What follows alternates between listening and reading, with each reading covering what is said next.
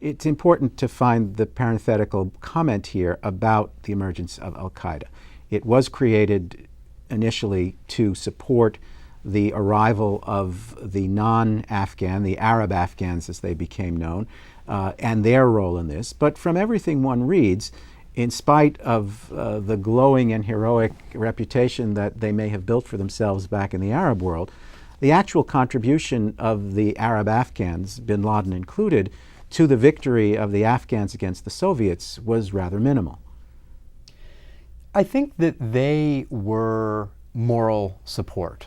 They represented something to the Afghans that the world was behind them. And the fact that the Islamic world was supporting Afghanistan's jihad, I think, was important to these people. They were also a very important source of fundraising.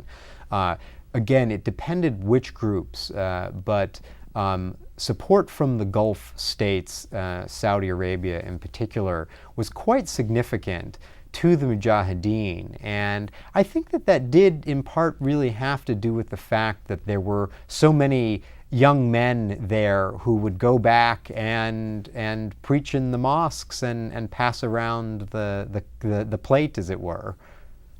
So that we have the moral support, but the glorious victories on the battlefield that Osama bin Laden would later claim for himself were apparently not that widespread in terms of the impact on the actual fighting of the Arab Afghans. This was a war that the Afghans, with all the support that we've mentioned, did win against the Soviets. That in itself is an extraordinary achievement. Yeah, indeed. I don't think that there's much evidence that suggests that the Arab Afghans had a significant role in the fighting at the time. They were more sort of on logistics and support.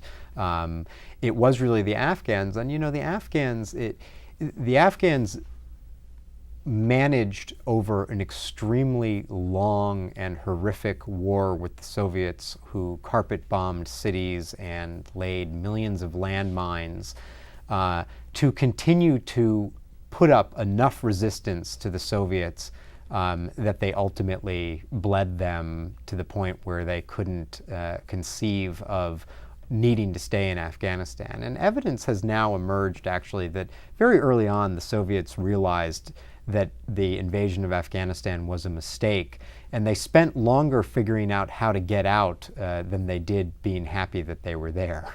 Well, account for this terrible splintering in the post-Soviet period in Afghanistan. A great victory is won. The various contributors might have, under other circumstances, come together and managed to, resume a unified country that had occasion to celebrate its victory. That didn't happen. There was this splintering. The civil war that you mentioned before breaks out. Why did this happen? Who were the leading actors? And how do we account then for the emergence of the Taliban as the dominant force in mid-90s Afghanistan? One of the saddest hidden stories about Afghanistan, and even during the Soviet period, was that because all of these Mujahideen groups were funded separately, they tended to compete and were not only rivals, but in some cases actually fought each other even while the Soviets were there.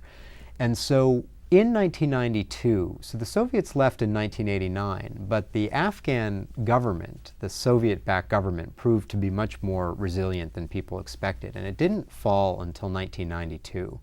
And there were UN negotiations with the Afghan government on one side and the Mujahideen parties on the other side to try and figure out a transition. And they were never able to do it because the Afghan parties already by that time, the Mujahideen parties, were so fractious. They couldn't agree on who would be president, who would be prime minister, who would be minister of defense. And the thing that caused the Afghan communist government ultimately to fall was a large militia in the north of the country turned. And when they did that, they had forces in Kabul and forces in the north, and it basically was the final straw in the collapse. And when the government collapsed, all of these parties who had been unable to come to terms with each other essentially rushed in. They rushed into the capital in Kabul, they rushed into Kandahar, they rushed into the major cities, but particularly Kabul and Kandahar. and immediately started fighting one another for control of those cities. There was a long rivalry between some of these party leaders that went back even before the Soviet invasion.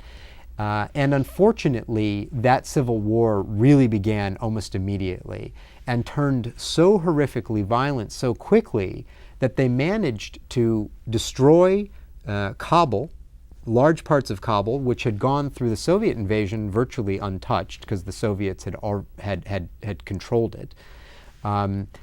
And they alienated huge numbers of the population, created more refugees instead of allowing them to return, and created such a degree of enmity and an ethnic character to the conflict so quickly between 1992 and 1994 that any hope of creating a settlement among them became almost impossible.